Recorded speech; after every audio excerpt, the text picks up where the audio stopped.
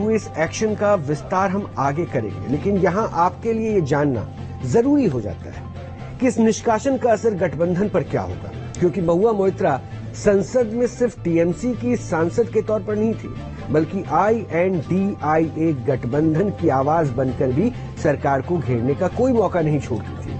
इसके अलावा ऐसे कई मुद्दे हैं जिन्हें उठाकर महुआ मोइत्रा देश में एक जाना पहचाना नाम बन गई। इसलिए द्विपक्षीय असर और महुआ मोइत्रा का उससे क्या है कनेक्शन, इसका एक विश्लेषण हमने तैयार किया है।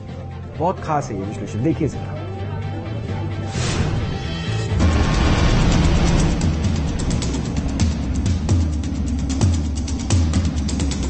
माँ दुर्गा आ गई है, अब देखेंगे।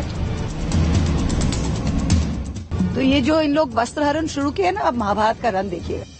कैश फॉर क्वेरी की सजा, गई संसद की सदस्यता। इसलिए संकल्प करती है कि उन्हें लोकसभा की सदस्यता से निष्कासित कर दिया जाए। कैश फॉर क्वेरी मामले में टीएमसी सांसद महुआ मोइत्रा की सदस्यता खत्म करने का ऐलान हो गया। संसद में सार्वजनिक रूप से अनाउंसमेंट भी हो गया कि अब महुआ मोइत्रा सदन की सदस्य नहीं है। ऐसा भारत के इतिहास में पहली बार नहीं हुआ, लेकिन लोकतांत्रिक परंपरा को कलंकित करने की सजा भी एक कलंक ही बनकर रह गई, जो महुआ मोइत्रा के माथे पर हमेशा के लिए लग गया। हालांकि लोकतांत्रिक परिपाटी का मान रखा गया, महुआ मोइत्रा पर लगे आरोपों की जांच हुई। एथिक्स कमेटी इस जांच में शामिल थी। इसके बाद ही सिफारिश हुई और फिर सदस्यता खत्म की गई। लेकिन इस फैसले को अब टीएमसी और जिस INDIA गठबंधन में टीएमसी शामिल है, उसने अपनी साख का सवाल बांध लिया है।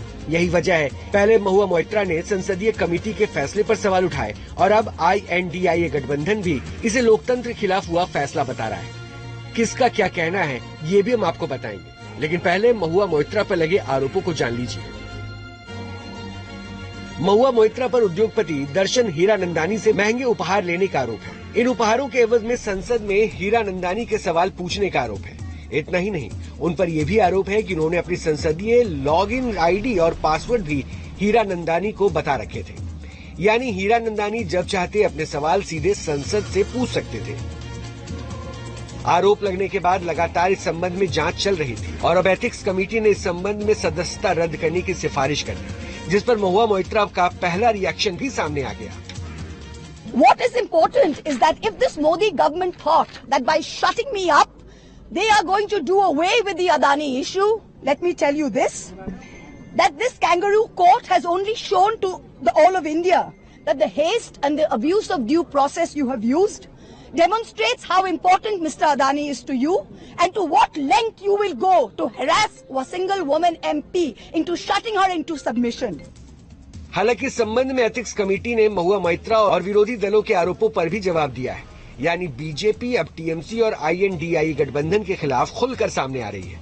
हम लाखों लोगों का प्रतिनिधित्व देश की सबसे बड़ी पंचायत में करते हैं, तो ऐसी स्थिति में कहीं न कहीं बहुत दायित्वपूर्ण व्यवहार होना चाहिए।